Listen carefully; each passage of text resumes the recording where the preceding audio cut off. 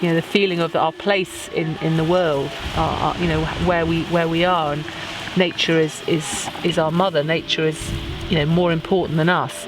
It's evoking suggestions of human experience, I think, and it's things that we have in common. For me, it's all about what we have in common. It's our commonality. We all know it. It's a language that we all know, so it can bring peace. It's sort of we're born from it.